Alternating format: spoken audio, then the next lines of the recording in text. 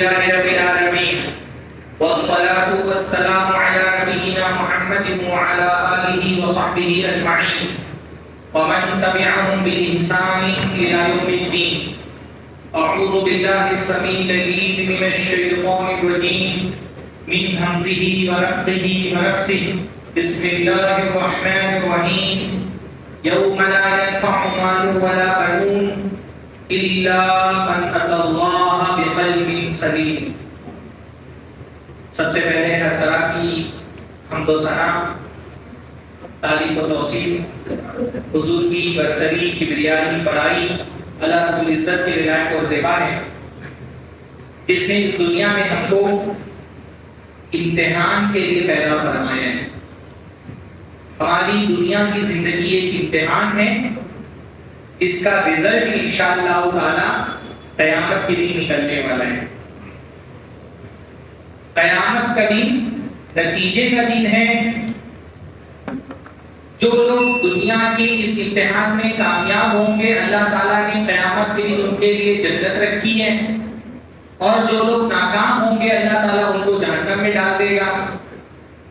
اور قیامت کے دن اگر کامیاب ہونا ہے تو اللہ تعالیٰ کے حضور میں ہم کو پاکیزہ دل لے کر کے پہنچنا پڑے گا، صاف ستھرا دل. اللہ تعالیٰ نے فرمایا یوم لا ینفع مال ولا بنون، قیامت کے دن مال، جائیداد، دولت، اسباب یہ کام نہیں آئیں گے. نہ انسان کے بچے آ کر کے وہاں اس کو اللہ تعالیٰ کے عذاب سے بچا پائیں گے. پھر کیا کام آئے گا قیامت کے دن؟ الا من اتى اللہ بقلب سلیم. کامیاب وہ ہوگا جو اللہ تعالیٰ کے یہاں صاف ستھرا، پاکیزہ، سلامتی والا دل لے کر کے پہنچے گا. قیامت کے دن اگر آپ کو کامیاب ہونا ہے تو اپنے دل کو صاف رکھنا پڑے گا. کس چیز سے صاف رکھنا پڑے گا؟ بہت ساری قلبی، روحانی بیماریاں ہوتی ہیں جن سے دنیا میں اپنے دل کو صاف رکھنا ہے. جیسے کچھ جسمانی بیماریاں ہوتی ہیں نا، کولیسٹرول بڑھ گیا، نسوں میں بلاکیج ہو جاتی ہے، یہ کیا ہے؟ جسمانی بیماریاں ہیں. جیسے دل کو جسمانی بیماریاں لگتی ہے ویسے ہی کل جسم کی کچھ روحانی بیماریاں ہوتی ہیں. شبہات کی بیماری، شہوات کی بیماری، الگ الگ اخلاقی خرابیاں، ان سے اپنے دلوں کو پاک رکھنا ضروری ہے اگر ہم کل قیامت کے دن کامیاب ہونا چاہتے ہیں تو. اور وہ بیماریاں جو انسان کے دل کو کرپٹ کر دیتی ہیں، خراب کر دیتی ہیں، اس میں سے ایک بڑی خطرناک قسم کی بیماری ہے جس پر آج ہم کو گفتگو کرنی ہے، اور وہ بیماری ہے جس کا نام ہے حسد. آج انشاءاللہ تعالی مختصر سی گفتگو میں پہلے ہم سمجھیں گے حسد کس کو کہتے ہیں، پھر اس کے بعد انشاءاللہ تعالی ہم یہ دیکھیں گے کہ حسد کے نقصانات کیا ہیں، 2 چیزیں. تیسرا ہم یہ دیکھیں گے کہ حسد کا علاج کیا ہے. علاج میں انشاءاللہ ہم یہ بھی دیکھیں گے کہ اپنے دل کو حسد سے کیسے پاک رکھا جائے، اور یہ بھی دیکھیں گے کہ دوسرے جو ہم سے حسد کرنے والے ہیں ان کے شر سے اپنے آپ کو کیسے محفوظ رکھا جائے. تو 4 چیزیں انشاءاللہ تعالی آج کے مختصر سے خطاب میں ہم دیکھیں گے. حسد سے پاک رکھنا اپنے آپ کو جنت جانے کے لیے ضروری ہے. جنت جانا ہے تو اپنے دل کو حسد سے پاک رکھنا ضروری ہے. تو جن لوگوں کو جنت جانا ہے وہ غور سے سنیں، اور اگر جنت نہیں جانا ہے تو کوئی مسئلہ نہیں ہے، پھر آپ بغیر توجہ کہیں اور بھی رکھ سکتے ہیں اپنی. تو جانے کی نہیں جانے جنت جانا ہے نا، تو غور سے تقریر سننی پڑے گی. پھر سب سے پہلے ہم یہ سمجھتے ہیں حسد کہتے کس کو ہے. دیکھیے کسی بھی نیکی کے کام کو کرنا ہو تو سب سے پہلے کیا کرنا پڑتا ہے؟ اس نیکی کو سیکھنا پڑتا ہے. نماز پڑھنی ہے تو پہلے کیا کرنا پڑتا ہے؟ نماز سیکھنی پڑتی ہے. روزہ رکھنا ہے تو پہلے کیا کرنا پڑے گا؟ روزہ اس کے احکام سیکھنے پڑیں گے. زکوٰۃ دینی ہے تو پہلے اس کے مسائل سیکھنے پڑیں گے. ایسے ہی کسی برائی سے اگر بچنا ہے تو سب سے پہلے اس برائی کا علم حاصل کرنا پڑے گا. نیکی کرنے کے لیے بھی سب سے پہلی چیز کیا ہے؟ اس نیکی کا علم حاصل کیا جائے. اور برائی سے بچنے کے لیے بھی کیا ضروری ہے کہ سب سے پہلے اس برائی کے بارے میں سمجھا جائے کہ وہ برائی ہے کیا. تو حسد کس کو کہتے ہیں؟ حسد کی اہل علم نے الگ الگ تعریفات کی ہیں. تو ساری تعریفات کا خلاصہ اگر میں بیان کروں تو آپ سمجھ سکتے ہیں کہ حسد کے 3 لیول ہوتے ہیں، 3 درجات ہوتے ہیں، 3 اسٹیجز ہوتے ہیں حسد کے. جیسے کینسر ایک بیماری ہے نا، تو کینسر کے الگ الگ اسٹیج ہوتے ہیں، ایسے حسد بھی ایک بیماری ہے، حسد کے الگ الگ اسٹیج ہوتے ہیں. حسد کا سب سے پہلا جو اسٹیج ہے اہل علم نے کہا ہے بغض نعمت المحسود. حسد کہتے ہیں کسی بندے کی نعمت کو دیکھ کر کے تکلیف محسوس کرنا، یہی سے حسد کی شروعات ہوتی ہے.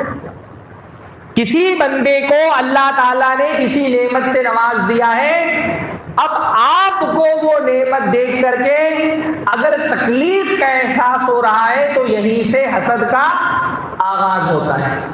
کسی کو اللہ تعالیٰ نے مال دے دیا، کسی کو اولاد دے دی، کسی کو حسن دے دیا، کسی کا گھر بہت بڑا ہے، کسی کا کاروبار بہت اچھا ہے، کسی کی گاڑی بہت مہنگی ہے، کسی کا موبائل بہت قیمتی ہے. خواتین میں کوئی اللہ تعالیٰ نے کسی کو حسن سے زیادہ نواز دیا ہے، کسی کو اولاد دے دی ہے، کسی سہیلی کو اچھا شوہر مل گیا ہے.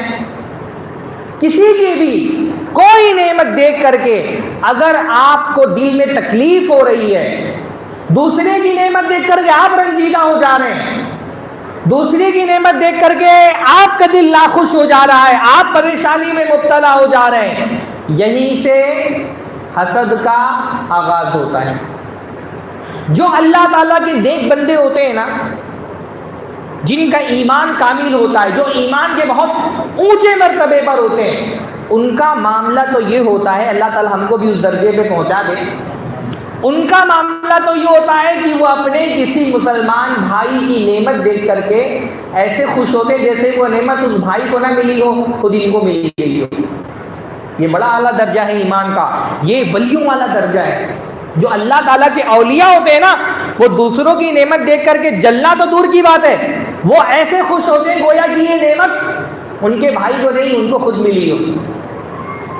اللہ کے نبی صلی اللہ علیہ وسلم نے فرمایا لا یؤمن احدکم حتی یحب لأخیہ ما یحب لنفسہ، کہ تم میں کوئی آدمی اس تک کے کامل ایمان والا نہیں ہو سکتا ہے جب تک کہ اپنے بھائی کے لیے بھی وہی نہ پسند کرنے لگے جو اپنے لیے پسند کرتا ہے. جو چیز میں اپنے لیے پسند کرتا ہوں اگر میرے بھائی کو مل گئی ہے اور مجھے ویسے ہی خوشی ہو رہی ہے گویا کہ یہ نعمت مجھے ہی ملی ہو، تو پھر یہ ایمان کا بہت اعلیٰ ترین درجہ ہے. اللہ ہم کو اس درجے پہ، یہ صحابہ اس درجے پر تھے، صحابہ کا یہ مقام تھا. اللہ تعالیٰ نے انصار کے بارے میں قرآن مجید میں فرمایا وَلَا يَجِدُونَ فِي أَنفُسِهِمْ حَاجَةً مِّمَّا أُوتُوا. یہ جو انصار اللہ کے نبی صلی اللہ علیہ وسلم کے صحابہ ہیں، مدینہ کے انصار، ان کی ایمان کی حالت یہ ہے، ان کا دل اتنا بڑا ہے، ان کا دل اتنا پاک ہے کہ اگر مہاجرین کو کچھ دے دیا جا رہا ہے، غریب تھے مہاجر، فقراء تھے، تو اللہ کے نبی کے پاس کچھ آتا اگر مہاجرین کو دے دے رہے ہیں، یا کوئی فضیلت اللہ تعالیٰ کی طرف سے مہاجرین کو مل جا رہی ہے، تو یہ اپنے دل میں کسی بھی طرح کی حاجت محسوس نہیں کرتے. امام حسن بصری رحمہ اللہ نے فرمایا یہاں حاجت سے مراد حسد ہے. انصار کو مہاجرین سے کوئی حسد نہیں تھا، کوئی بھی نعمت ان کو مل جائے انصار کو پرابلم نہیں، بلکہ وَيُؤْثِرُونَ عَلَىٰ أَنفُسِهِمْ وَلَوْ كَانَ بِهِمْ خَصَاصَةٌ. کہیں اور سے نعمت مل جانا تو بہت دور کی بات ہے. یہ انصار خود ایسے لوگ ہیں کہ اپنی نعمتیں خود اس سے محروم ہو کر کے وہ نعمتیں اپنے مہاجر بھائیوں کو دینے کو تیار ہیں. دوسرے کو کہیں اور سے نعمت مل گئی اور حسد کرنا یہ تو دوسری بات ہے. یہ تو ایمان کے اس درجے میں پہنچے ہوئے تھے کہ اپنی نعمتوں سے خود کو محروم کر کے اپنے بھائیوں کو نوازنے کو تیار ہے. یہ بہت اعلیٰ ترین درجہ ہے. اچھا، اس سے نیچا درجہ یہ ہے کہ بھائی کسی کو، میرے بھائی کو نعمت ملی، ٹھیک ہے، مجھے خوشی نہیں ہو پا رہی، اس درجے کا ایمان میرا نہیں کہ میں خوش ہو جاؤں، لیکن کم سے کم یہ ہے کہ چلو خوشی نہیں ہوئی تو غم بھی نہیں ہے، اچھا نہیں لگا تو برا بھی نہیں لگ رہا ہے، ہاں، خوشی نہیں ہوئی تو تکلیف بھی نہ ہو، یہ بھی ایک درجہ ایمان کا.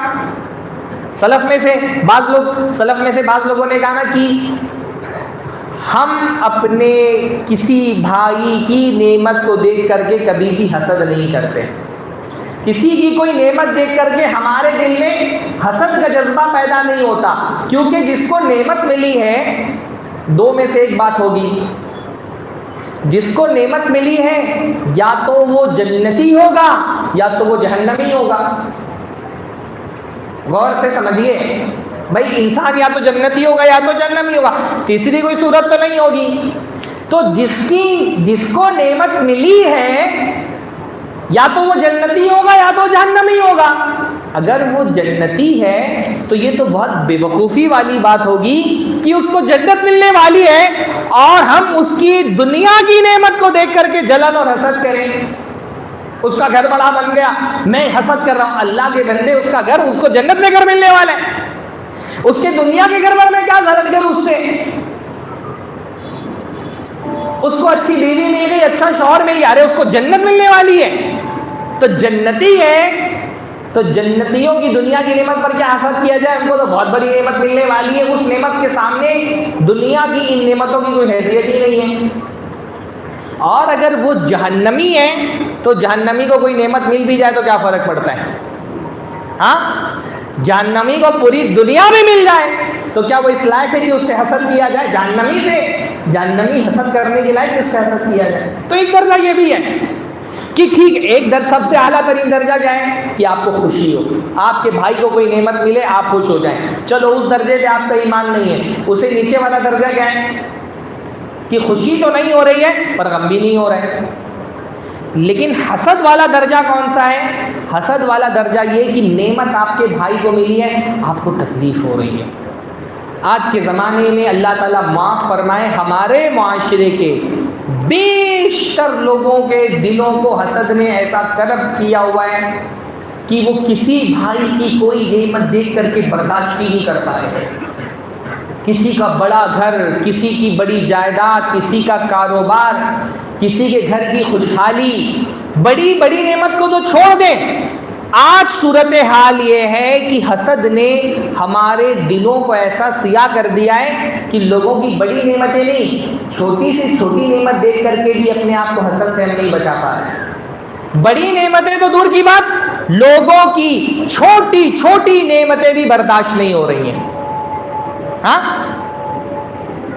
کتنے علاقوں میں میں نے دیکھا کسی کی بچی کو اچھا شوہر مل جائے تو اپنے خاندان کے لوگ برداشت نہیں کر پا رہے. ہاں, کسی کی لڑکی کو اچھا شوہر مل جائے, کسی کو اچھا داماد مل جائے, یہ تک برداشت نہیں کرتے. ابھی ادھر یو پی وغیرہ شمالی ان کی طرف تھا میں, تو ایک جگہ کسی بچی کی رشتے کی بات چل رہی تھی, تو گھر والوں نے بولا کہ لڑکے والے دیکھنے آنا چاہ رہے تھے لڑکی کو. تو گاؤں سے دور ایک ہوٹل میں طے کیا گیا کہ آ کر کے لڑکی کو یہاں ہوٹل میں دیکھے.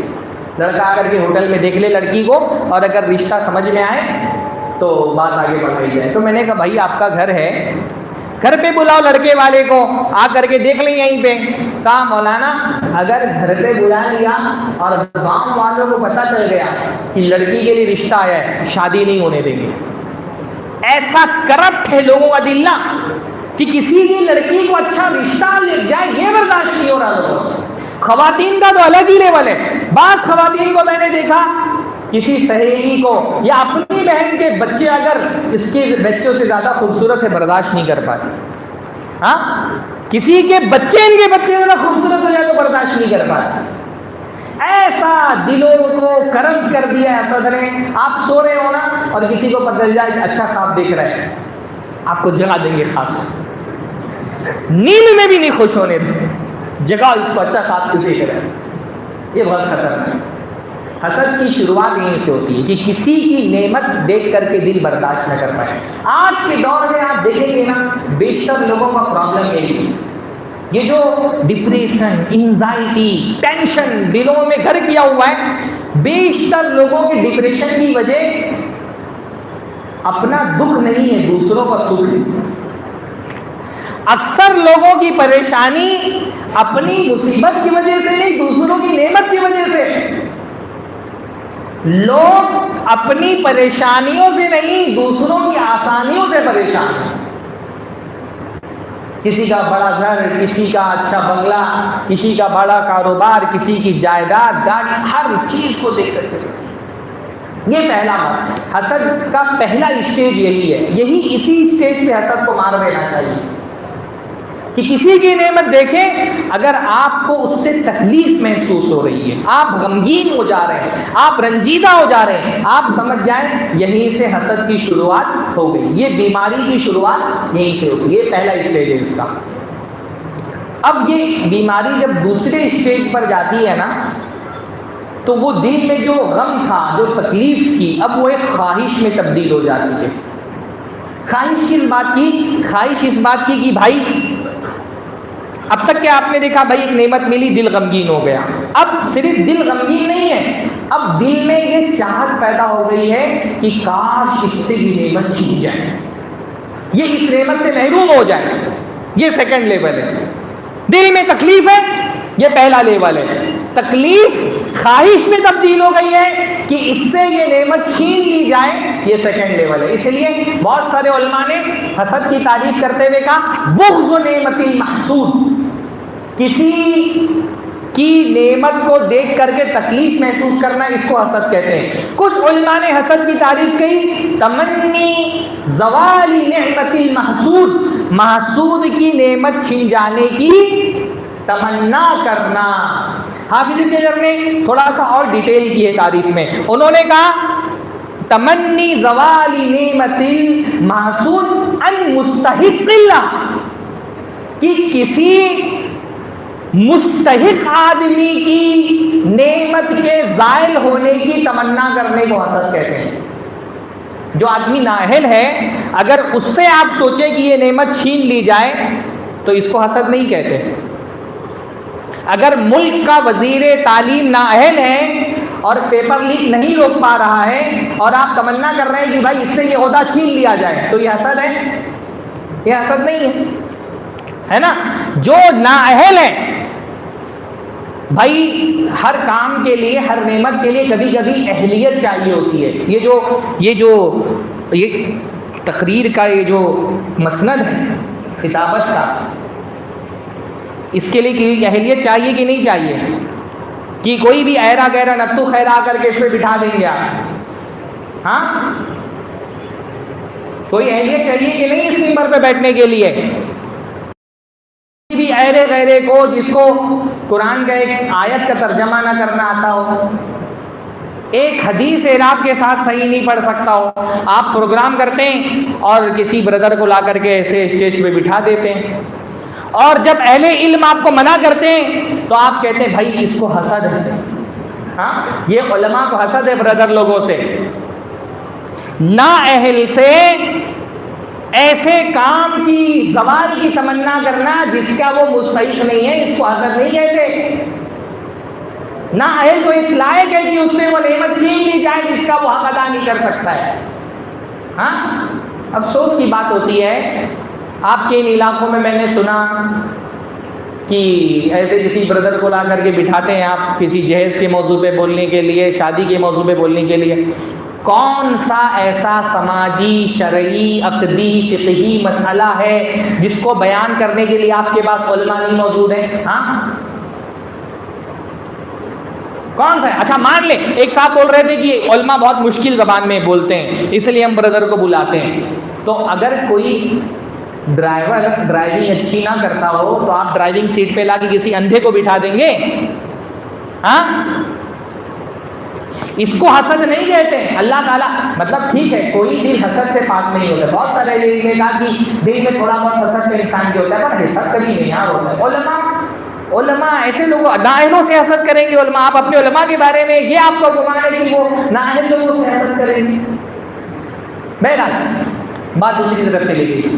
تو حسد کا پہلا اسٹیج کیا تھا؟ تکلیف ہونا. کسی کی نعمت دیکھی، آپ کو دل میں تکلیف ہوئی، یہاں سے حسد کی شروعات ہوئی. دوسرا اسٹیج کیا ہے کہ تکلیف کے ساتھ ساتھ اب دل میں خواہش بھی پیدا ہو گئی ہے. دل یہ تمنا کرنے لگا ہے کہ یہ نعمت اب اس سے چھین لی جائے. یہاں تک بھی حسد کہاں ہے؟ ابھی کہاں ہے کہ حسد یہ دل کے اندر ہے. جب تک حسد دل کے اندر ہے آپ کے پاس یہ اختیار ہے. ٹھیک ہے, بعض مرتبہ انسان کے پاس اتنا اختیار نہیں ہوتا کہ دل میں تمنا ہی پیدا نہ ہو. ایمان اس درجے کا نہیں ہوتا کہ دل میں چاہت پیدا نہ ہو. بہت مرتبہ انسان کی چاہتیں اس کے کنٹرول میں نہیں ہوتی ہے. کسی کی نعمت دیکھ کر کے دل میں تکلیف محسوس ہو گئی, ایک تمنا بھی پیدا ہو گئی کہ کاش اس سے نعمت چھین لی جائے. ہو سکتا ہے آپ کا ایمان اس درجے کا نہ ہو سکتا ہے میرا ایمان اس درجے کا نہ ہو, تمنا دل کے اندر پیدا ہو رہی ہے. پر اگر تمنا دل میں پیدا ہو رہی ہے, متقی آدمی کیا کرتا ہے, اس تمنا کو, اس تکلیف کو, وہ جو درد اس کے دل میں ہو رہا ہے اس کو دباتا ہے. متقی آدمی جو ہوتا ہے وہ کیا کرتا ہے, اگر دل میں اس طرح کی کوئی تمنا پیدا ہو گئی ہے, دل میں تکلیف بھی ہو رہی ہے کسی کی نعمت کو دیکھ کر کے, تو متقی آدمی کیا کرتا ہے, ایسی تمنا کو دباتا ہے, اپنے دل کو سمجھاتا ہے, اپنی نفس کو ڈانٹتا ہے, ملامت کرتا ہے, اس کو سمجھاتا ہے کہ دیکھو دوسرے کی نعمت کو دیکھ کر کے جلنا, کڑھنا, تکلیف محسوس کرنا, اس کے چھین جانے کی تمنا کرنا اچھی بات نہیں. اپنی نفس کو لگام لگاتا ہے, یہاں تک کہ آگے بڑھ کر کے بندے کو بول دیتا ہے بارک اللہ فیکم. جس کی نعمت دیکھ کر کے بھی تکلیف محسوس کر رہا تھا, بندہ آگے بڑھ کے کیا کہہ دیتا ہے اس کو, بارک اللہ فیکم. کیا مطلب ہوتا ہے بارک اللہ کا, اللہ آپ کو اس نعمت میں برکت دے. یہ بارک اللہ فیکم وہ پانی ہے جو حسد کی آگ پہ ڈال کر کے بندہ حسد کی آگ کو دل میں بجھا دیتا ہے. اللہ ہم کو توفیق نصیب فرمائے. تو اگر دل میں حسد کی آگ جلی اور آپ نے اس کو تقوی کے ذریعے سے, فہمائش کے ذریعے سے دبا دیا, بجھا دیا, تو آپ کو گناہ نہیں ملے گا, الٹا ثواب ملے گا انشاءاللہ تعالی. بات سمجھ میں آ رہی کہ نہیں آ رہی؟ بھائی کچھ لوگ تو ایمان کے اس درجے میں جن کو تکلیف ہی نہیں ہو رہی ہے, اعلیٰ درجہ تو وہی ہے, لیکن چلو مان لیا اب ایمان کے اس درجے میں نہیں ہے کہ میرے بھائی نے مجھ سے بڑا گھر بنا لیا ہے, اب مجھے تکلیف تو ہو رہی ہے, میں اپنے آپ کو تکلیف سے نہیں روک پا رہا ہوں. کسی کی بڑی گاڑی دیکھ کر کے, کسی کا بڑا کاروبار دیکھ کر کے دل میں تکلیف محسوس ہو گئی, دل میں یہ چاہت بھی پیدا ہو گئی کہ یار اس کو نہیں ملتا تو اچھا تھا, لیکن میں نے اپنے نفس کو سمجھایا کہ یہ اچھی چیز نہیں ہے, اپنے آپ کو ملامت کیا, تقوی کا حوالہ دیا, ایمان کا حوالہ دیا, اور اگر اس جذبے کو میں نے دبا دیا تو انشاءاللہ اللہ تعالیٰ کا اس پر ثواب ملے گا. متقی آدمی یہی کرتے ہیں. لیکن جو رذیل ہوتا ہے, جو فاسق فاجر ہوتا ہے, وہ اس جذبے کو دباتا نہیں, وہ اس کو پالتا ہے, پوستا ہے, بڑا کرتا ہے, یہاں تک کہ اس بیماری کو تیسرے لیول پہ لے کے چلا جاتا ہے.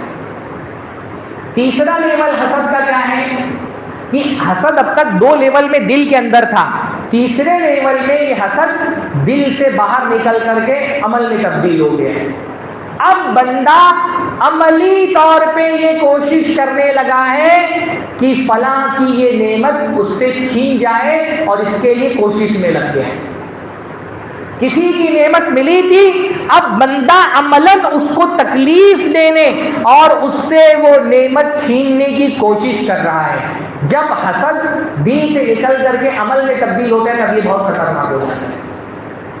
پھر یہ حسد انسان کو کسی بھی گناہ تک لے کر کے جا سکتا ہے, بلکہ بیشتر گناہ جن کا تعلق معاملات سے ہے اس کی بنیاد میں حسد ہوتا ہے. حسد انسان سے جاسوسی کراتا ہے. ایک آدمی کو اللہ تعالیٰ نے شہرت دے دی, لوگ اس سے محبت کرتے ہیں, اب آپ کو برداشت نہیں ہو رہا کہ لوگ اس کو پسند کیوں کرتے ہیں, پھر آپ سوچتے ہیں یار اس کی کوئی برائی ڈھونڈ کر کے لوگوں کو میں بیان کرتا ہوں تاکہ لوگوں کے دل سے اس کی عزت چھن جائے. اب برائی ڈھونڈنے کے لیے آپ جاسوسی کرنا شروع کرتے ہیں, کسی کی برائی تلاش کرنا. یہ ثواب کا کام ہے کہ گناہ کا کام ہے؟ کیا بولتے ہیں اس گناہ کو؟ تجسس. کیا بولتے ہیں؟ تجسس. اردو میں اس کو کہا جاتا ہے عیب جوئی, کسی کا عیب تلاش کرنا. اللہ نے قرآن مجید میں فرمایا ولا تجسسوا, لوگوں کی جاسوسی مت کرو, عیب تلاش مت کرو لوگوں کا. ہاں اہل علم یہاں پہ موجود ہے نا. ایک ہوتا ہے تحسس اور ایک ہوتا ہے تجسس. تحسس کا مطلب ہوتا ہے کسی کے بارے میں معلومات رکھتے رہنا کہ اگر اس کو کوئی تکلیف ہو تو میں اس کی مدد کروں. اس کو کیا کہتے ہیں؟ تحسسو. غالباً سورہ یوسف میں آیا نا تحسسو یوسف علیہ السلام کے بارے میں. تحسس کا مطلب کیا ہوتا ہے کہ ایک آدمی کے بارے میں آپ معلومات رکھ رہے ہیں پر معلومات کسی بری نیت سے نہیں رکھ رہے ہیں, اچھی نیت سے رکھ رہے ہیں کہ بھائی اس کے گھر میں کچھ پریشانی ہو تو میں مدد کر دوں. اس کو کیا کہا جاتا ہے؟ تحسس. اور کسی کے نظر رکھ رہے ہیں تاکہ کوئی اس کا عیب مل جائے, کوئی اس کی برائی مل جائے اور میں لوگوں کے سامنے بیان کروں. اس کو کیا کہتے ہیں؟ تجسس. تجسس بہت بڑا گناہ ہے. حدیث میں آتا ہے کہ جو کسی بندے کی عیب جوئی کرتا ہے اس کو بدنام کرنے کے لیے اللہ تعالیٰ اس کو لوگوں کے سامنے ذلیل کرتا ہے. اچھا آپ جب عیب تلاش کرتے ہیں, مل گیا عیب کوئی تو لوگوں کے سامنے بیان کر رہے ہیں, اس کو کیا کہیں گے؟ غیبت. حسد انسان سے تجسس کراتا ہے, حسد انسان سے غیبت کرواتا ہے.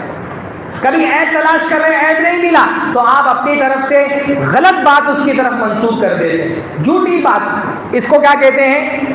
تہمت. حسد انسان سے تہمت لگواتی ہے.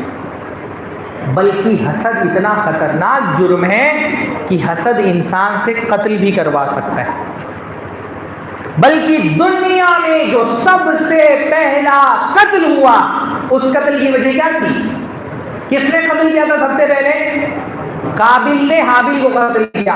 قابیل کو حابیل سے کیا پرابلم تھا کہ حابیل کی بیوی جو اس کے حصے میں آئی تھی بہت خوبصورت تھی, اور حابیل نے جو اللہ تعالیٰ کے لیے قربانی کی تھی وہ قربانی اللہ تعالیٰ نے قبول کر لی تھی. تو حابیل کی یہ نعمتیں قابیل برداشت نہیں کر پایا, حسد کا شکار ہو گیا, یہاں تک کہ اس کو قتل کر دیا. بعض اہل علم نے ایک بات کہی ہے کہ آسمان پر جو سب سے پہلا گناہ ہوا وہ حسد کی وجہ سے ہوا, اور زمین پر اللہ کی جو سب سے پہلی نافرمانی ہوئی وہ حسد کی وجہ سے ہوئی. آسمان پر سب سے پہلے گناہ کون سا ہوا؟ ابلیس نے حضرت آدم کو سجدہ کرنے سے انکار کر دیا. کیوں؟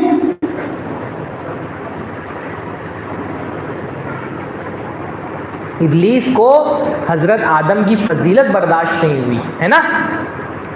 اللہ تعالیٰ نے جب کہا آدم کو سجدہ کرو, ابلیس برداشت نہیں کر پایا کہ میں آگ سے بنا وہ مٹی سے بنا اور فرشتوں سے کہا جا رہا ہے اس کو سجدہ کرو مجھے چھوڑ کے. ابلیس حضرت آدم کی فضیلت نہیں برداشت کر پایا. تو آسمان میں بھی سب سے پہلی نافرمانی حسد کی وجہ سے ہوئی, اور زمین پر بھی جتنا ہمارے علم میں زمین پر بھی سب سے پہلا گناہ حسد کی وجہ سے. حسد بہت خطرناک چیز ہے. آپ دیکھیں نا حضرت یوسف علیہ السلام کے بھائیوں کو حضرت یوسف سے کیا پرابلم تھا؟ حسد. حسد اتنا خطرناک جرم ہے, مسلم نوجوان توانا تندرست طاقتور بھائی چھوٹے سے اپنے بھائی کی نعمت برداشت نہیں کر پائے. قال یوسف احب الی ابینا منا, کہ یہ یوسف ہمارے باپ کو ہم سے زیادہ محبوب ہے, ہم سے زیادہ ہمارے ابا اس یوسف سے محبت کرتے ہیں. اقتلوا یوسف. حسد اتنا خطرناک جرم ہے کہ جوان تندرست توانا بھائی چھوٹے سے بچے کو قتل کرنے کے لیے تیار ہو گئے. حسد انسان سے قتل کروا سکتا ہے. کہا یوسف کو قتل کرو, یخلو لکم وجہ ابیکم, یوسف راستے سے ہٹ جائے گا تو پھر تم کو تمہارے باپ کی محبت مل جائے گی, اکیلے تم رہو گے تمہارا باپ تم سے محبت کرنے لگے گا. چھوٹے سے بھائی کا بھی قتل کروا سکتا ہے حسد. بلکہ قتل بھی چھوٹا جرم ہے, حسد انسان سے کفر کروا سکتا ہے. حاسد انسان کفر تک پہنچ جاتا ہے. آپ دیکھیں یہ جو یہود تھے اللہ کے نبی صلی اللہ علیہ وسلم کے زمانے کے, انہوں نے اللہ کے نبی کا انکار کیوں کیا؟ کیا یہ اللہ کے نبی کو پہچانتے نہیں تھے کہ اللہ کے نبی ہیں؟ اللہ تعالیٰ تو قرآن مجید میں فرماتا ہے کہ یہ اہل کتاب یعرفونہ کما یعرفون ابناءہم, اللہ کے نبی کو ایسے پہچانتے ہیں جیسے اپنے بچے کو پہچانتے ہیں. 100 بچوں میں بھی آپ کا بچہ کھڑا ہو تو آپ چہرہ دیکھ کے پہچان جاتے ہیں نا, ایسا پہچانتے تھے رسول اللہ کو. باوجود اللہ کے رسول کو پہچاننے کے ایک ایک علامتیں رسول اللہ کی اپنے کتابوں میں پڑی ہوئی تھی, آنکھوں سے دیکھ رہے تھے کہ وہ ساری علامتیں رسول اللہ کے اندر پائی جا رہی ہیں. اتنے اچھے سے پہچاننے کے باوجود بھی یہود اللہ کے نبی پر ایمان کیوں نہیں لائے؟ بولیے حسد. حسد کس بات کا تھا کہ یہود سمجھتے تھے جو آخری نبی آئے گا, جو نبیوں کا سردار ہے, وہ ہمارے خاندان سے آئے گا, بنو اسرائیل سے آئے گا, حضرت اسحاق کی اولاد سے آئے گا. لیکن اللہ کے نبی صلی اللہ علیہ وسلم بنی اسرائیل میں پیدا نہیں ہوئے. اللہ کے نبی کہاں پیدا ہوئے؟ بنو اسماعیل میں, عربوں میں پیدا ہو گئے, جن کو یہود امی کہا کرتے تھے حقارت سے. صرف اس وجہ سے کہ یہ نبی ہمارے خاندان کا کیوں نہیں ہے, یہ فضیلت اللہ تعالیٰ نے عربوں کو کیوں دے دی, بنو اسماعیل اور قریش والوں کو کیوں دے دی, اللہ کے نبی بھی ایمان نہیں لے کر گئے. صرف حسد.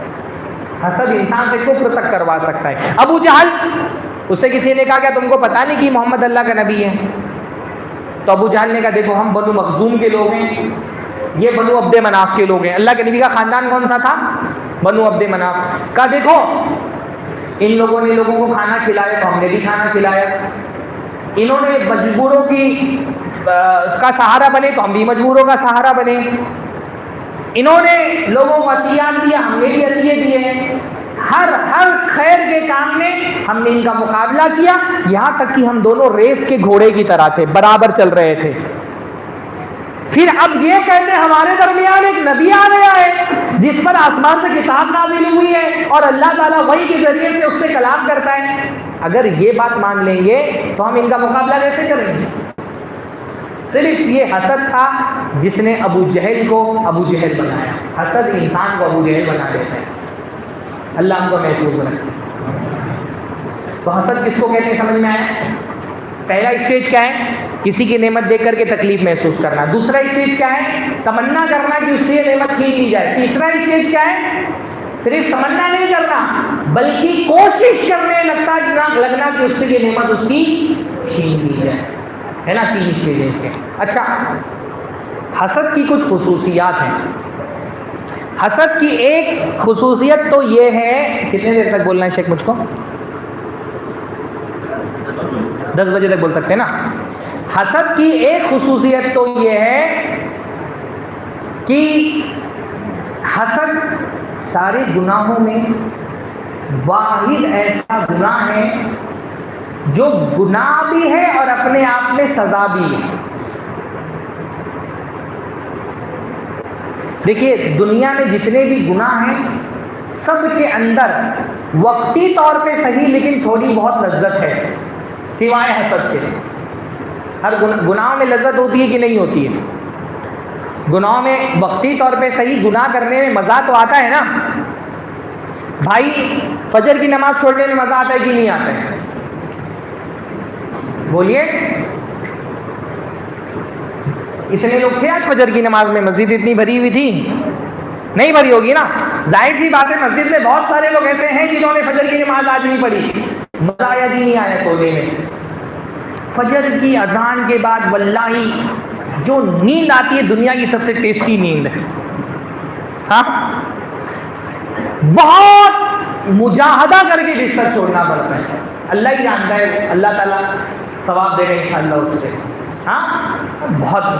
فجر کی اذان کے بعد 5 منٹ کا جو الارم لگاؤ نا, فجر کی اذان ہو گئی اور گھڑی دیکھو اور حساب لگاؤ, 5 منٹ وضو بنانے میں لگے گا, 5 منٹ مسجد میں جانے میں لگے گا, 2 منٹ فجر کی سنت پڑھنے میں لگے گا, 5 منٹ بچ رہے ہیں. ایسا کرتا ہوں 5 منٹ کا الارم لگا کے سوتا ہوں, 5 منٹ میں اٹھ جاؤں گا. وہ 5 منٹ جو نیند آتی ہے نا, کیا خوبصورت نیند ہوتی ہے, وہ مزہ آتا ہے بھائی. وہ آپ مانو یا نہ مانو, مزہ تو آتا ہے فجر چھوڑنے. ہر گناہ میں وقتی طور پہ صحیح لذت ہے. اسی لیے تو اللہ تعالیٰ نے فرمایا نا, اللہ کے نبی نے فرمایا جہنم کو اللہ تعالیٰ نے شہوتوں سے گھیر دیا ہے. یعنی جو گناہ کے کام ہیں وہ انسان کو لذیذ لگتے ہیں, اس کی نفس کو پسندیدہ ہوتے ہیں. چوری کرنے والے کو چوری کرنے میں مزہ آتا ہے, زنا کرنے والے کو زنا میں لذت ملتی ہے,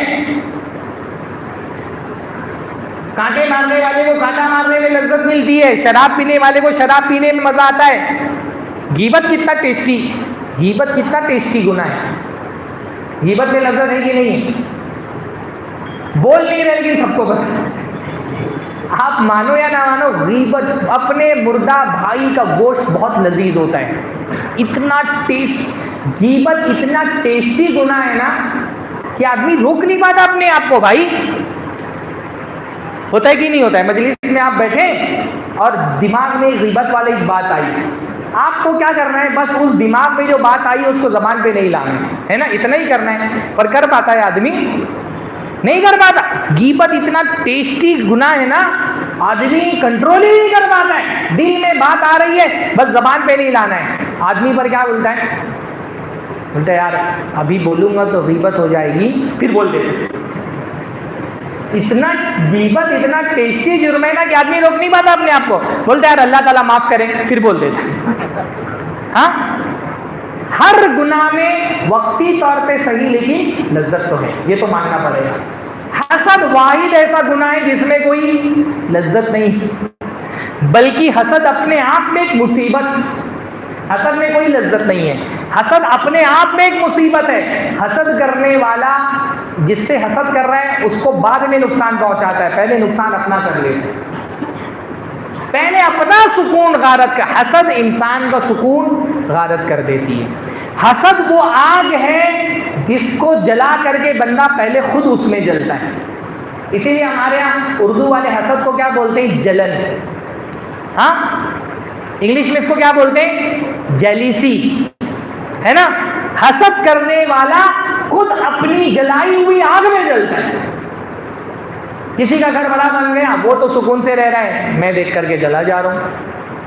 کسی کا کاروبار بہت اچھا چل رہا ہے، وہ تو اپنا سکون سے رہ رہا ہے، میں نے اپنی نیند حرام کی ہوئی. کسی کو کوئی عہدہ مل گیا، منصب مل گیا، وہ تو فائدہ اٹھا رہا ہے، میں اڑتا رہتا ہوں. حسد اپنے آپ میں ایک مصیبت ہے، اس میں کوئی لذت نہیں ہے. اسی لیے جنت میں اللہ تعالیٰ بندوں کو جن نعمتوں سے سرفراز کرے گا اس میں سے ایک نعمت کیا ہوگی؟ کہ جنت میں حسد نہیں ہوگا. جنت میں حسد نہیں ہوگا انشاءاللہ تعالیٰ. یہ حسد اتنی خطرناک چیز ہے، اگر یہ جنت میں بھی بندہ لے کے چلا گیا تو جنت میں بھی سکون سے نہیں رہ سکتا. حسد انسان کا سکون غارت کر دیتا ہے. اسی لیے اللہ نے جنتیوں کے بارے میں فرمایا وَنَزَعْنَا مَا فِي صُدُورِهِم مِّن غِلٍّ، کہ جنتیوں کے دلوں سے اللہ تعالیٰ ہر طرح کا کینہ، کپٹ، جلن، حسد سب نکال دے گا. اللہ کے نبی صلی اللہ علیہ وسلم فرماتے ہیں کہ جب جنتیوں کو جنت میں لے جایا جائے گا، جنت کے دروازے پر ان کو کھڑا کیا جائے گا اور ان کے دلوں کو پاک کر دیا جائے گا. حتی لا تباغض بینہم ولا تحاسد، یہاں تک کہ ان کے دلوں میں کوئی بغض، کوئی حسد باقی نہیں ہے. جنت بہت پاک جگہ ہے. بعض سلف نے کہا نا حسد اتنی گندی چیز ہے وہ کسی بھی پاک جگہ پر نہیں ہو سکتی. نہ مومن کے دل میں نہ اللہ تعالیٰ کی جنت میں. مومن کا دل بھی ایک پاک جگہ ہے نا، تو نہ مومن کے دل میں حسد ہو سکتی ہے نہ اللہ تعالیٰ کی جنت میں حسد ہو سکتا ہے. اللہ کے نبی نے فرمایا لا یجتمعان فی قلب عبد الایمان والحسد، کسی بندے کے دل میں ایمان اور حسد ایک ساتھ جمع نہیں ہو سکتے. ایمان ہوگا تو حسد نہیں ہو سکتا ہے، حسد ہوگا تو ایمان نہیں ہو سکتا ہے. نہ مومن بندے کے دل میں حسد ہے، نہ ہی اللہ تعالیٰ کی جنت میں کسی کو کسی سے حسد ہوگا. واللہ حسد اتنی خطرناک چیز ہے نا، اگر ہم اس کے ساتھ جنت چلے گئے جنت میں بھی سکون نہیں ملے گا. کیوں بھائی؟ آپ کو اللہ تعالیٰ نے اچھی خاصی جنت دے دی ہے، ٹھیک ٹھاک ساری نعمتیں وہاں پہ میسر ہیں، پر آپ جنت الفردوس والوں کو دیکھ کر کے چلے جا رہے ہیں. ہاں، آپ کو اللہ تعالیٰ نے 2 حوریں دے دی ہیں، پر آپ ٹینشن میں کہ اس کو تو 72 ملی ہوئی ہیں. دوسروں کی 72 دیکھ کر کے اپنی 2 پر ہی انسان خوش ہے نا. حسد کا پرابلم یہ، حسد آپ کو اپنی نعمتوں سے لطف اندوز نہیں ہونے دے. جو نعمت آپ حاسد کا پرابلم یہ، اس کو 40 مل گئی پر وہ خوش نہیں کیونکہ دوسرے کو 50 مل گئی. یہ حسد. اسی لیے اللہ تعالیٰ دلوں سے حسد کو پاک کرنے کا جنت ہے، کیونکہ حسد اپنے آپ میں ایک مصیبت ہے، ایک سزا ہے. حضرت امیر معاویہ جن کا نام سن کر کے بہت سارے لوگوں کو تکلیف ہوتی ہے، ہاں، حضرت امیر معاویہ رضی اللہ تعالیٰ عنہ فرماتے بری عادتوں میں نے حسد سے زیادہ منصف اور اس سے زیادہ انصاف پسند عادت کوئی نہیں دیکھی کہ وہ محسود سے پہلے حاسد کو تکلیف پہنچاتی ہے. حسد بہت ہے، یعنی آپ سامنے والوں کو تکلیف پہنچائیں گے، پہنچے گی کہ نہیں پہنچے گی اللہ بہتر جانے، پر اگر آپ کے دل میں حسد پیدا ہو گیا تو پہلے آپ کا سکون غارت کرے گی. حسد آپ کا سکون بھی غارت کر دیتا ہے، آپ کی نیکیاں بھی غارت کر دیتا ہے نا. آپ سے آپ کا سکون بھی چھین لیتا ہے اور سکون کے ساتھ ساتھ آپ کی نیکیاں بھی چھین لیتا ہے. کتنے سارے لوگ ہیں دنیا کے اندر اپنی نیکیاں صرف حسد کی وجہ سے دوسروں کے حوالے کر دیتے ہیں. آپ بیٹھے ہیں مجلس میں, کسی ایک بندے کی کسی نے تعریف کر دی, اب آپ کو اس سے حسد ہو گیا, آپ فوراً کیا کرتے ہیں؟ ہاں, اس کی تعریف ہوئی, فوراً اس کا عیب بیان کرنا شروع کر دیتے ہیں. ہاں, کسی بندے کی تعریف ہو گئی, اب اس کی تعریف آپ سے برداشت نہیں ہو رہی ہے. بہت سارے لوگ ایسے ہیں, ان کے سامنے کسی کی تعریف کرتے ان کو برداشت نہیں ہوتا ہے. اب آپ سے اس کی تعریف برداشت نہیں ہو رہی, آپ لگے اس کی برائیاں کرنے, اس کے عیب بیان کرنے لگے. ہاں, ادھر آپ اس کا عیب بیان کر رہے ہیں, ادھر کیا ہو رہا ہے؟ ساری آپ کی نیکیاں اس کے اکاؤنٹ میں ٹرانسفر ہوتی جا رہی ہیں. ہاں, جتنا ادھر آپ عیب بیان, جتنا ادھر آپ غیبت کر رہے ہیں, اتنا ساری نیکیاں ٹرانسفر ہو گئی. اس لیے بعض سلف کہا کرتے تھے, مجھے اگر دنیا میں کسی کی غیبت کرنی ہو, میں اپنے والدین کی غیبت کروں گا. کیوں؟ ہاں, سلف کہا کرتے تھے, مجھے دنیا میں اگر کبھی کسی کی غیبت کرنی پڑی, میں کس کی غیبت کروں گا؟ اپنے والدین کی. کیونکہ میری نیکیوں پر میرے والدین سے زیادہ کسی کا حق نہیں. اگر غیبت کر کے اپنی نیکیاں کسی کے اکاؤنٹ میں ٹرانسفر کرنی ہے تو میں اپنے والدین کے اکاؤنٹ میں ٹرانسفر کروں. اتنی محنت سے نماز پڑھی, قرآن پڑھا, اذکار کیے, صدقہ خیرات کیا, اتنی محنت سے نیکیاں جمع کی, اور اٹھا کر کے غیبت کی اور دوسرے کے اکاؤنٹ میں ٹرانسفر کر دی. یہ ہمارے عورتیں ہوتی ہیں, شادی شدہ عورتیں, پورا دن ماشاءاللہ محنت سے عبادتیں کر رہی ہیں, ذکر, اذکار, تلاوت, خیرات سب, اور رات ہوئی جیسے فون اٹھایا, اماں کو فون لگایا اور لگی ساس کی برائی کرنی. یا بہت ساری عورتیں تو شوہر کی بھی غیبت کرتی ہیں, انہوں ایسا بولے, انہوں ایسا بولے. ہاں, ادھر غیبت کر رہی ہیں, ادھر ساری دن بھر کی نیکیاں تھوڑا تھوڑا کر کے ساس کے اکاؤنٹ میں ٹرانسفر. ہاں, نیکیاں دے بھی رہی ہیں ایسے لوگوں کو جن کو پسند بھی نہیں کرتی. بھائی اگر آپ کو آپ کی ساس پسند نہیں ہے تو کم سے کم غیبتیں کر کے اپنی نیکیاں اس کے اکاؤنٹ میں تو مت ڈالو. ہاں, اس کو تو مت ٹرانسفر کرو. تو غیبت, حسد, یہ صرف انسان کے سکون کو نہیں کھاتا, اس کی نیکیاں بھی کھاتا ہے. ایک حسد کی خصوصیت یہ, حسد کی ایک دوسری خصوصیت یہ ہے کہ حسد کبھی بھی انسان اجنبی لوگوں سے نہیں کرتا. حسد ہمیشہ اپنے قریبی لوگوں سے ہوتا ہے. جن قریبی لوگوں سے زیادہ حسن سلوک حقوں میں انسان انہی سے زیادہ حسد کرتا ہے. ہم میں سے اتنے سارے لوگ ماشاءاللہ بیٹھے ہوئے ہیں, ہم میں سے کون کون ہے جس کو ایلان ماسک سے بہت حسد ہے, کیونکہ اسپیس ایکس اور ٹیسلا کا شیئر بہت اونچا جا رہا ہے. میں سے کوئی حسد کرتا ہے؟ بل گیٹ سے کوئی حسد کرتا ہے؟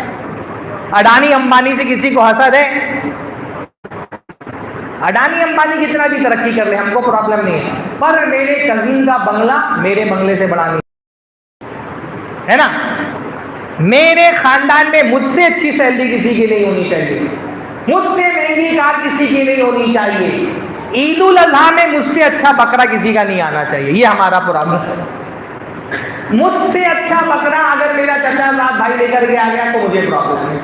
لوگ اتنی باتوں پہ سب کرتے ہیں. ہاں, کہ ان کا بکرا ہمارے بکرے سے اچھا کیسے, ان کا بچہ ہمارے بچے سے اچھا کیسے, ان کا کاروبار ہمارے کاروبار سے اچھا کیسے ہے, ان کو ہم سے زیادہ شہرت اور محبت کیوں ملی ہوئی. حتیٰ کہ بعض مرتبہ بہت سارے مولوی حضرات بھی, ان کا فلاں جلسے میں نام کیوں آ گیا, ان کی تقریر لوگ پسند کیوں کرتے ہیں, ان کی تحریریں اتنی اشاعت کیوں کی جاتی ہیں, ان کے ویڈیوز اتنے وائرل کیوں جاتے ہیں, ان کی اتنی کتابیں کیوں چھپ رہی ہیں, اس پر بھی لوگ دکھروی نعمتوں پر بھی حسد ہوتا ہے. جن لوگوں سے زیادہ حسن سلوک کا حکم ہے ان سے زیادہ بندہ حسد کرتا ہے. اپنے قریبی لوگوں سے زیادہ انسان حسد کرتا ہے.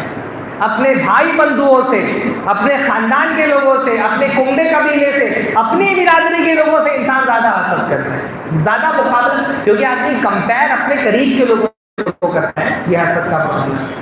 تو یہ حسد کی خصوصیت ہے کہ حسد جو ہے وہ اچھا حسد میں اور رش میں فرق ہوتا ہے، یہ بھی سمجھیں آپ. یہ تو ہم نے سمجھا نا حسد کس کو کہتے ہیں. کچھ چیزیں ہیں جو حسد نہیں ہوتی ہیں. حسد کس کو کہتے ہیں کہ ایک بندے کو کوئی نعمت ملی ہے، آپ کو دیکھ کر کے تکلیف ہو رہی ہے، آپ چاہت کر رہے ہیں کہ اس سے یہ نعمت چھین لی جائے، اس کو کیا کہتے ہیں؟ حسد کہتے ہیں. لیکن اگر کسی کو کوئی نعمت ملی ہے، آپ یہ چاہت نہیں کر رہے کہ اس سے چھین لی جائے، آپ یہ چاہت کر رہے کاش یہ نعمت مجھے بھی مل جائے، کیا یہ بھی حسد ہے؟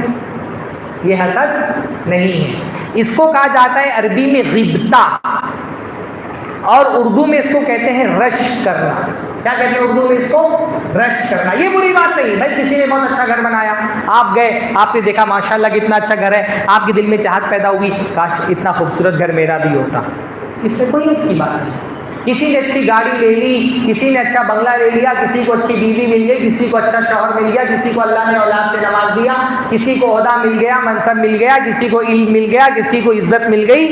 آپ اس سے نعمت کے چھین جانے کی تمنا نہیں کر رہے، آپ تمنا کر رہے کاش اس کے جیسی نعمت مجھے بھی مل جائے. اس کو رش کہتے ہیں. اس میں کوئی ایسی بات نہیں ہے. اگر دنیا کی نعمتوں میں رش کریں جائز ہے، اور اگر آخرت کی نعمتوں پہ رش کریں تو ثواب کا کام ہے. ایک بندہ ہے ماشاءاللہ خود قرآن کی تلاوت کرتا ہے، آپ سوچتے ہیں کاش اس کی طرح میں بھی قرآن کی تلاوت کرنے لگوں، بہت اچھی بات ہے. اللہ کے نبی نے فرمایا لا حسد، حسد نہیں ہے سوائے دو چیزوں کے. علماء نے کہا یہ حسد سے مراد غبطہ ہے، رشک ہے، کہ ایک اللہ تعالیٰ نے کسی بندے کو قرآن کی نعمت سے نواز دیا ہے، وہ حافظ ہو گیا ہے. اب وہ راتوں میں اٹھ کر کے جب تہجد پڑھنا ہے اس کو، تو اس کو ٹینشن نہیں کہ 40 صورتیں یاد ہیں، 8 رکعت کیسے پڑھیں. رمضان میں کبھی کبھی کیا ہوتا ہے، آدمی لمبی نماز پڑھنا چاہتے ہیں پر اس کو یاد ہی نہیں ہے، آدھے پارے سے زیادہ یاد ہی نہیں، تو لمبی نماز کیسے پڑھیں. تو حافظوں کو دیکھ کر کے رشک آتا ہے کہ بھائی اس کو اتنا ماشاءاللہ پورا قرآن یاد ہے، اگر یہ 2 گھنٹہ بھی قیام کرنا چاہے تو کر سکتا ہے، اللہ نے اس کو نوازا ہے.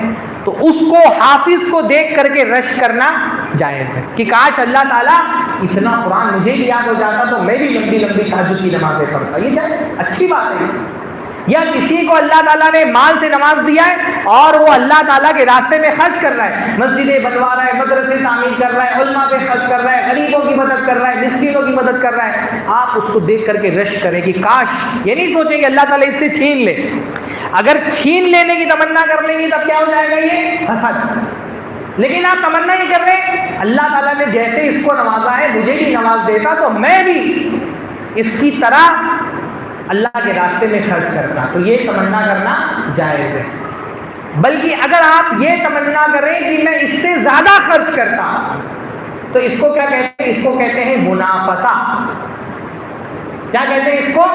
منافسہ. اللہ نے فرمایا وَفِي ذَلِكَ فَلْيَتَنَافَسِ الْمُتَنَافِسُونَ کہ مقابلہ کرنے والوں کو اس میں مقابلہ کرنا چاہیے کہ میں لوگوں سے نیکیوں میں آگے بڑھ جاؤں. حضرت عمر نے تبوک کے موقع پہ سوچا آج میں حضرت ابوبکر کو پیچھے چھوڑ دوں گا صدقے کے معاملے میں، اور اپنا آدھا مال لے کر کے آگے رسول اللہ صلی اللہ علیہ وسلم کی خدمت میں دے دیا. اپنی آدھا مال دے دینا بھی بہت بڑا ہے ہاں، لیکن انہوں نے یہ سوچا کہ میں ابوبکر کو پیچھے چھوڑ دوں گا. جب حضرت ابوبکر آئے تو کیا کیا انہوں نے؟ جتنا تھا سب لا کر کے رسول اللہ کو دے دیا ہے نا. مہاجرین ایک مرتبہ اللہ کے نبی کے پاس آئے کہ اللہ کے نبی صلی اللہ علیہ وسلم یہ جو اللہ کے بندے ہیں انصار، یہ بھی نماز پڑھتے ہیں، ہم بھی نماز پڑھتے ہیں، یہ بھی روزہ رکھتے ہیں، ہم بھی روزہ رکھتے ہیں، جو جسمانی عبادتیں ہیں اس میں تو ہم ان کی برابری کر لیتے ہیں، لیکن ان کے پاس مال ہے تو وہ صدقہ خیرات کرتے ہیں، حج و عمرہ کرتے ہیں، ہمارے پاس مال نہیں ہے تو یہ ہم سے آگے نکل جاتے ہیں.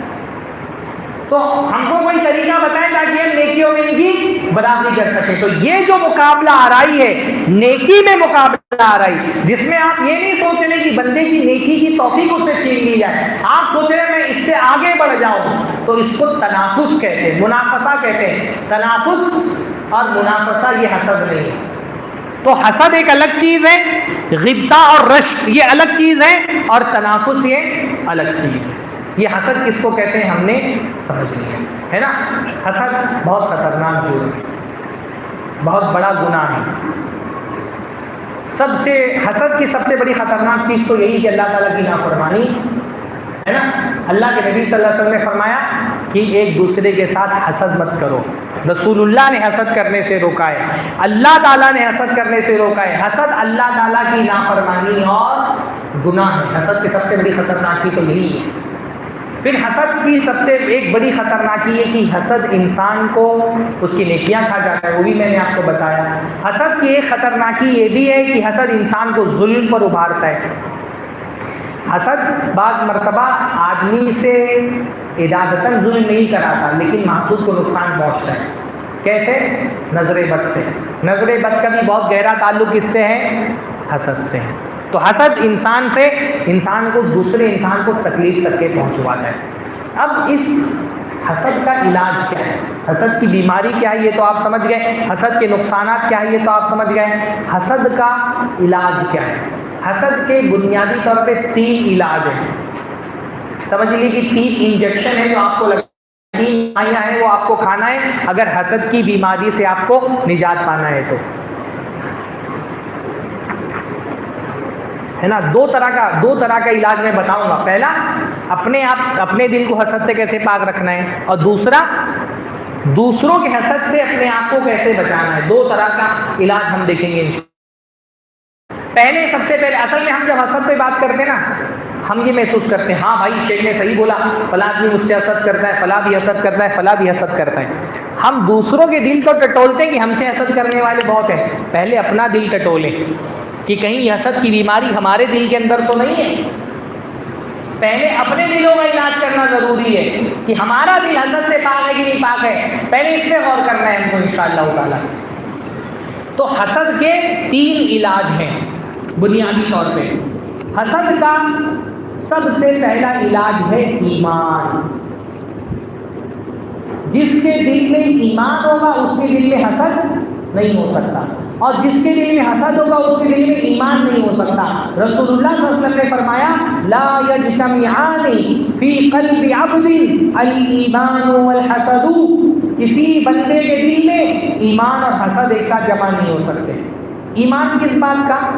2 چیزوں پر ایمان. بالکل آسان کر کے سمجھا رہا ہوں. ابھی مجھے تقریر سے پہلے کسی نے بول دیا کہ علماء بہت مشکل زبان بولتے ہیں, علماء کے عوام کی سمجھ میں نہیں آتی. نہیں سمجھ میں آئیں گی؟ آ رہی کہ نہیں آ رہی بات؟ سمجھ میں آ رہی کہ نہیں آ رہی؟ ہاں, حسد کی بیماری کا علاج ہے ایمان. 2 باتوں پہ اگر آپ کا ایمان ہے, آپ کا دل کبھی بھی حسد کی گندگی سے آلودہ نہیں ہو سکتا. پہلا, اللہ رزاق ہونے پر ایمان. اگر آپ کا ایمان ہے کہ اللہ تعالیٰ رزاق ہے تو آپ کے دل میں حسد پیدا نہیں ہو سکتا. کیسے بھائی حسد کیسے ہوتا ہے؟ کسی کا بڑا گھر دیکھ کر کے, کسی کے مال جائیداد دیکھ کر کے, کسی کا عہدہ منصب دیکھ کر کے دل میں حسد پیدا ہوتا ہے.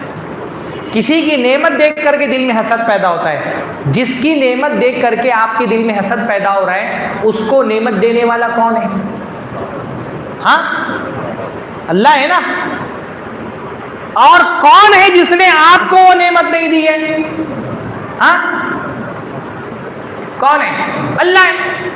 یہ فیصلہ کس نے کیا ہے کہ فلاں کو نعمت دی جائے اور فلاں کو نعمت نہ دی جائے؟ کس نے فیصلہ کیا ہے؟ کیونکہ اللہ رزاق ہے. ہاں, اللہ یبسط الرزق لعبادہ. اللہ کیسے یبسط الرزق لعبادہ ہاں ویقدر له.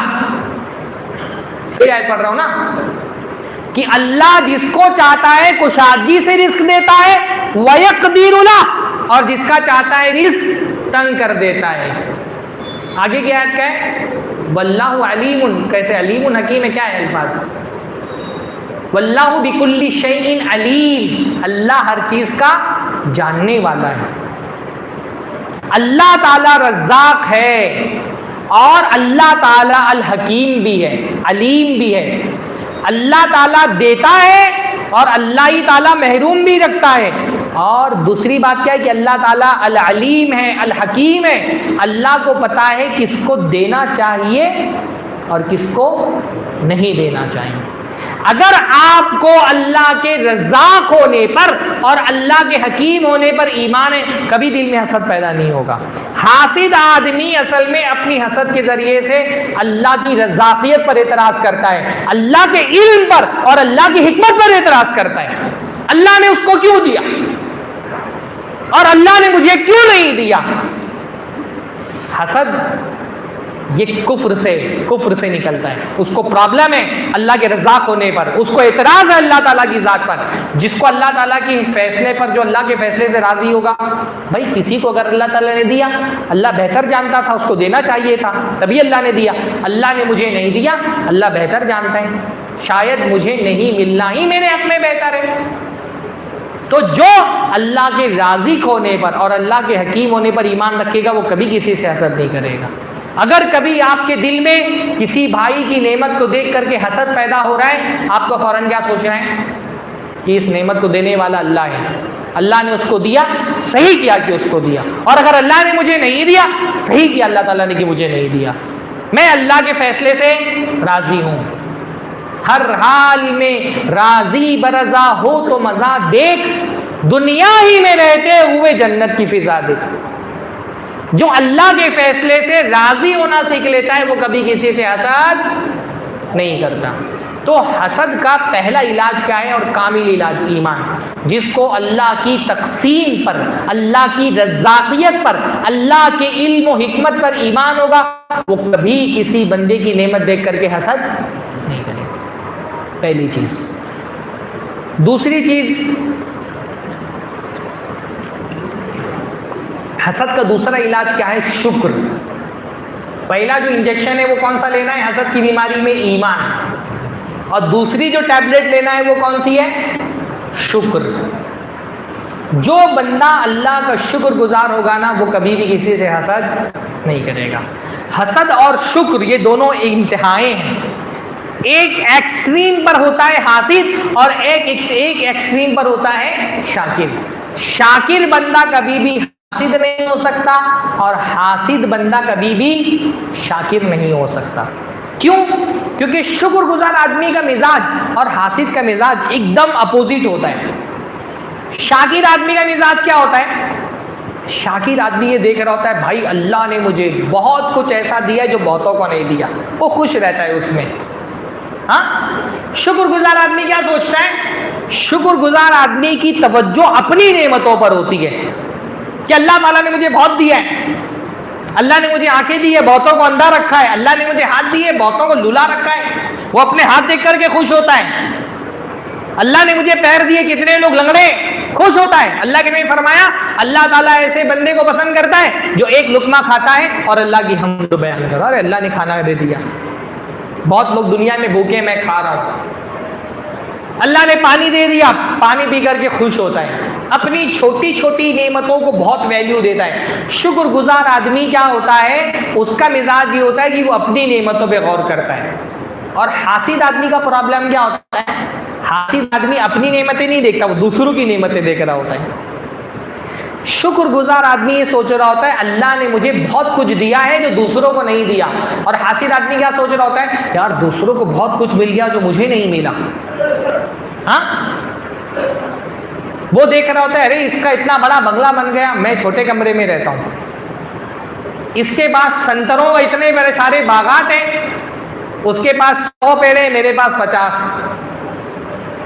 شکر گزار آدمی کے پاس اگر سنترے کے 20 پیڑ ہیں، وہ سوچتا ہے بہت سارے لوگ ہیں جن کے پاس 2 بھی نہیں ہیں، میں اپنے 20 میں ہی بہت خوش ہوں۔ حاسد آدمی کے پاس 1000 سنترے کے پیڑ ہیں، وہ 1200 والوں کو دیکھ کر کے پریشان ہے، اس کے 1200 کیوں ہے نا؟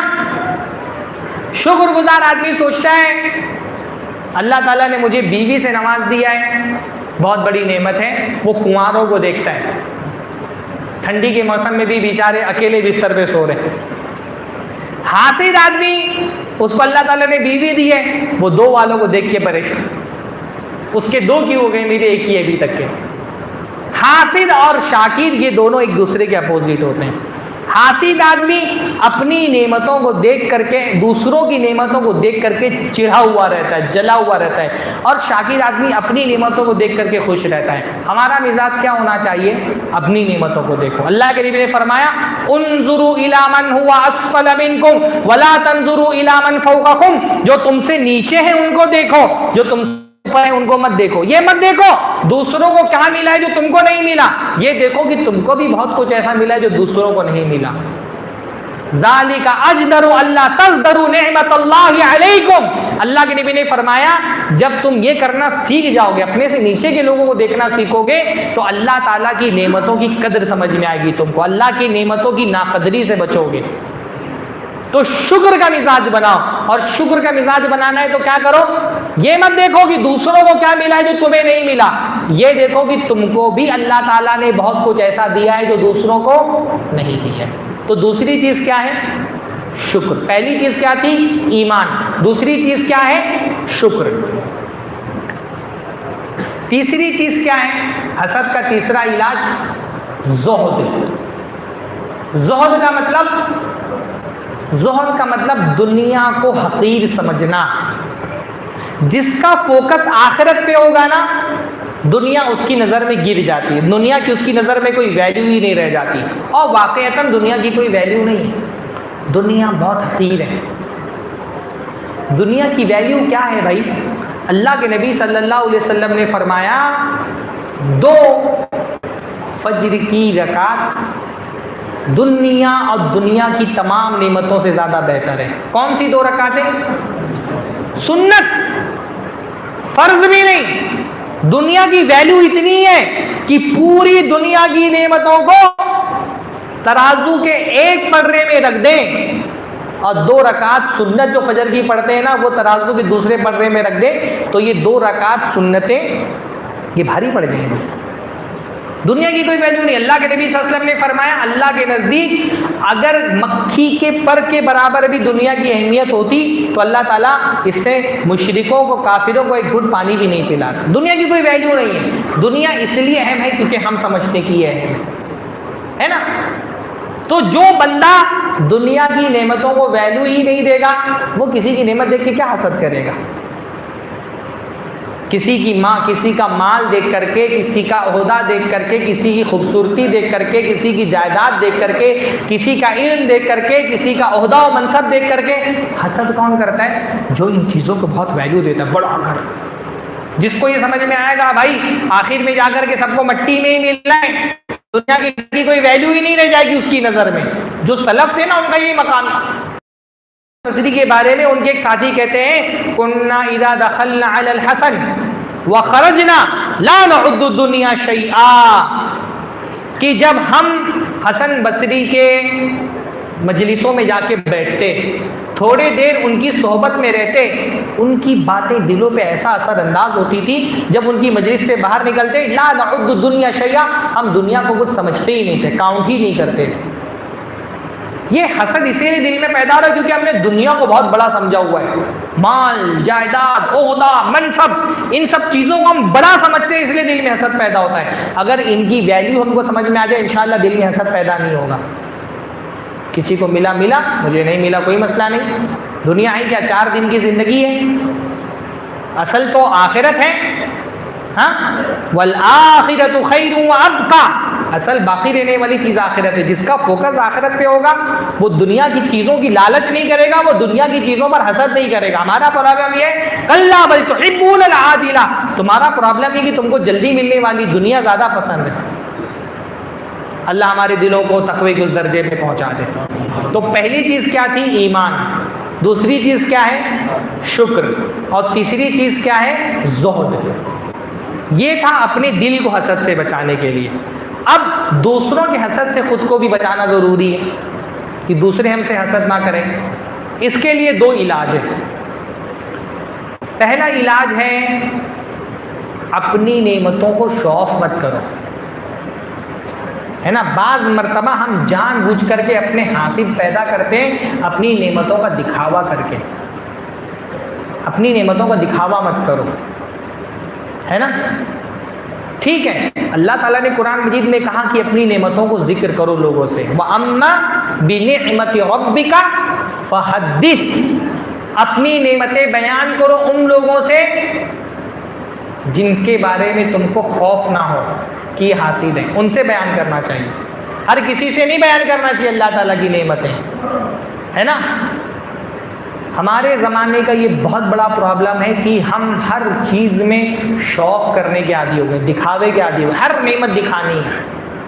پرانے جو لوگ ہوتے تھے وہ بہت سمجھدار ہوتے تھے، ان کو یہ مزاج تھا کہ نعمتیں سب کو نہیں بتاتے تھے، بہت چھپا کے رکھتے تھے لوگ۔ ہاں، پہلے کے لوگ جو تھے نا، بوڑھے بزرگ، ہمارے یہاں ممبئی میں ایک صاحب تھے، ان کا اس زمانے میں لاکھوں کا کاروبار تھا اسکریپ کا، جنرل ڈبے میں سفر کرتے تھے، کرتا پھٹا ہوا رہتا تھا، فرسٹ کلاس میں نہیں جاتے تھے، اور جیب میں گڈی بھر کر کے پیسے بھرے رہتے تھے۔ تو لوگ بولتے تھے اللہ تعالیٰ نے اتنا نوازا ہے تو تھوڑا فرسٹ کلاس میں سفر کیا کرو۔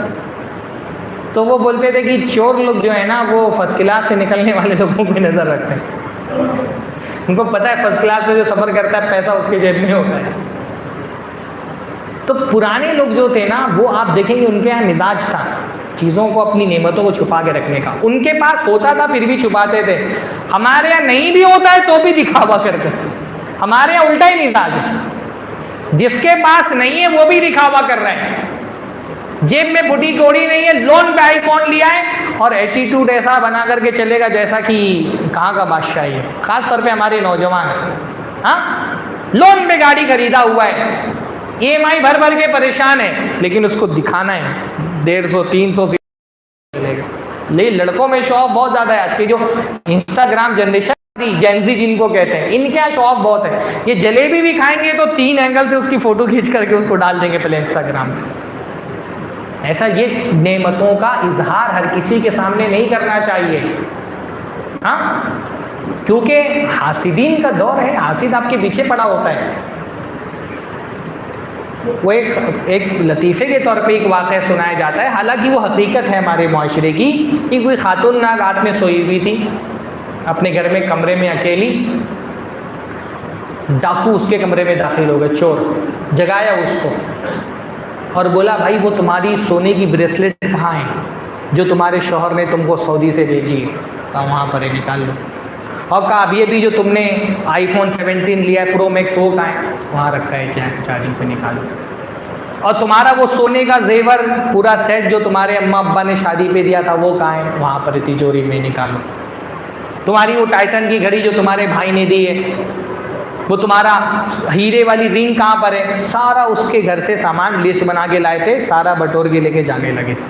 تو عورت نے بولا ٹھیک ہے آپ میرا سب سامان لے کر کے جا رہے ہو بٹور کے، صرف اتنا بتاؤ میرے گھر میں یہ سامان موجود ہے، بتایا کس نے آپ کو؟ تو چوروں نے بولا ہم آپ کے فیس بک فرینڈ ہیں، ہاں، انسٹاگرام پہ آپ کو فالو کرتے ہیں، وہ جو ساری فوٹو آپ نے ڈال کے رکھی تھی یہ لسٹ ہم آپ کے انسٹاگرام سے ہی بنا کے لائے۔ اچھا میں تو پہلے یہ لطیفہ سناتا تھا، ابھی جلدی میں نے خبر پڑی کہ یو پی میں ایک گھر میں چوری ہوئی اور ایسی عورت تھی وہ دکھا کے اپنے زیور سارے انسٹاگرام پہ ریل ڈالتی تھی، چور آئے اٹھا کے لے کے چلے گئے، سب پورا گھر صاف کر کے لے کے چلے گئے، کچھ نہیں چھوڑا بیچاری۔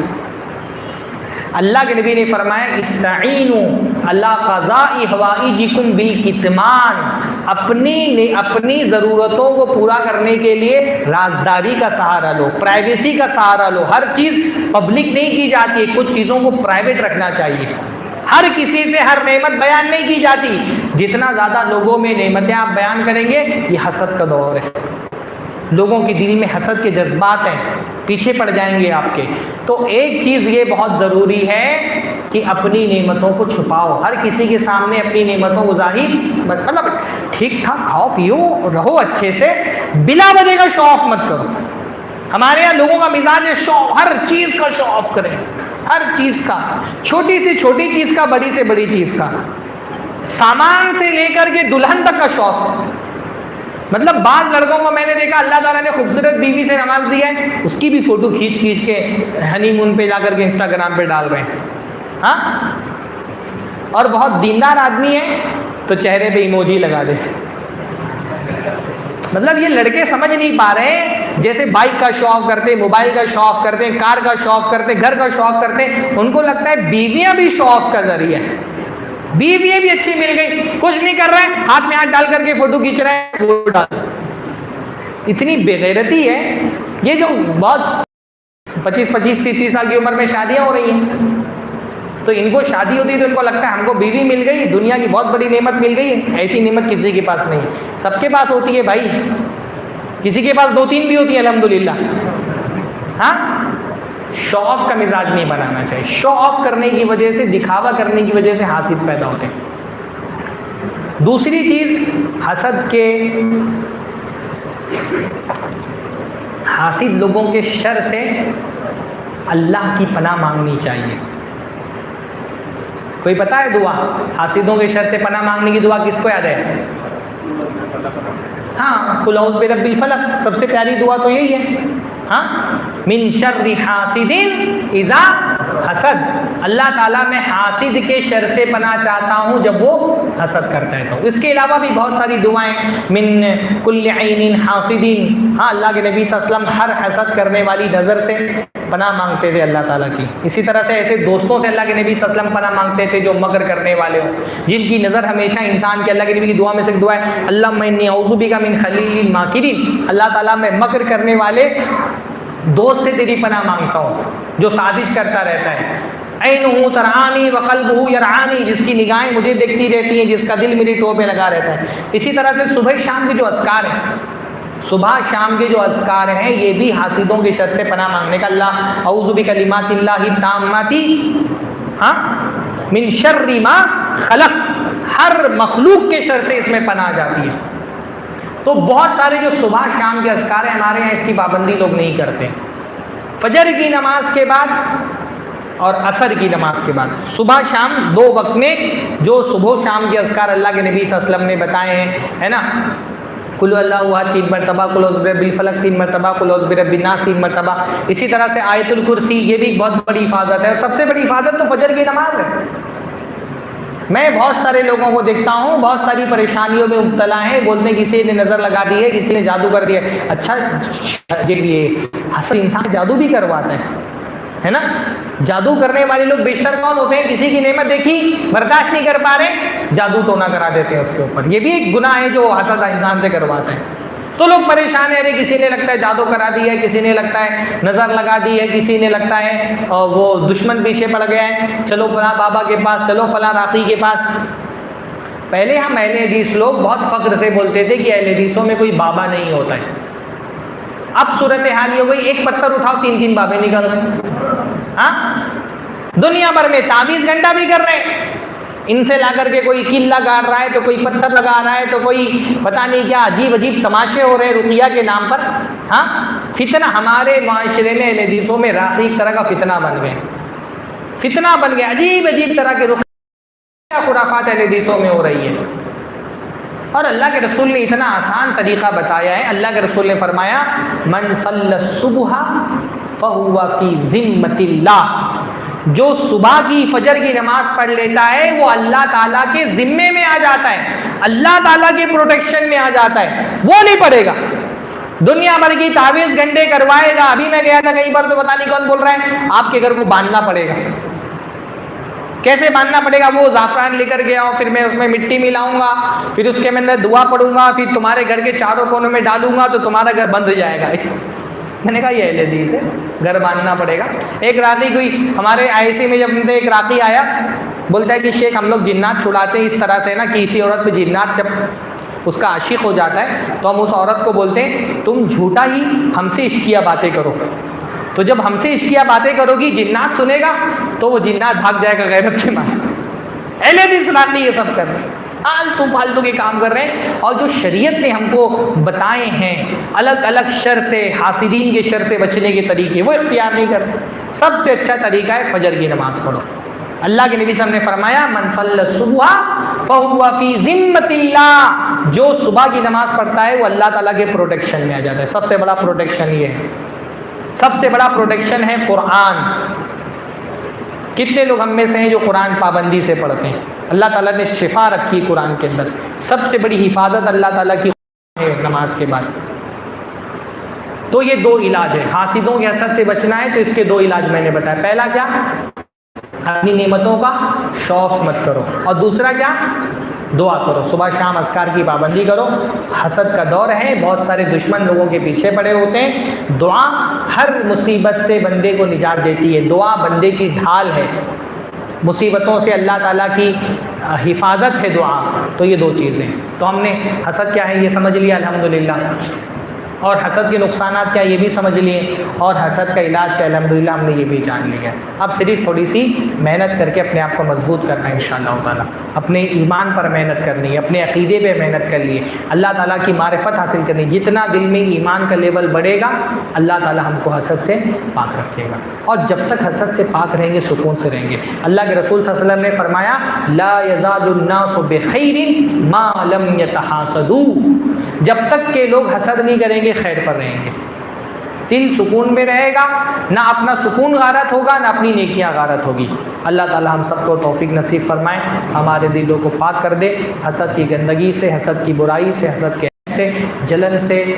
اللہ تعالی ہم کو محفوظ رکھے. اللہ تعالیٰ سے دعا کرنی، ایک بہت پیاری دعا ہے کہ ربنا اغفر لنا ولاخواننا الذین سبقونا بالایمان ولا تجعل فی قلوبنا غلا للذین آمنوا، کہ اللہ تعالیٰ جو ایمان لائے ہیں ان کے لیے ہمارے دل میں کسی بھی طرح کا کینہ کپٹ مت رکھنا کہ ہم ایمان والوں سے کینہ کپٹ کرنے لگیں. اللہ کے رسول کی ایک مشہور حدیث ہے، اس کی سند پر کلام ہے لیکن بہت سارے علم میں اس کو صحیح کہا کہ اللہ کے نبی صلی اللہ علیہ وسلم نے ایک مرتبہ ایک آدمی کے بارے میں 3 دن کہا کہ یہ جنتی ہے.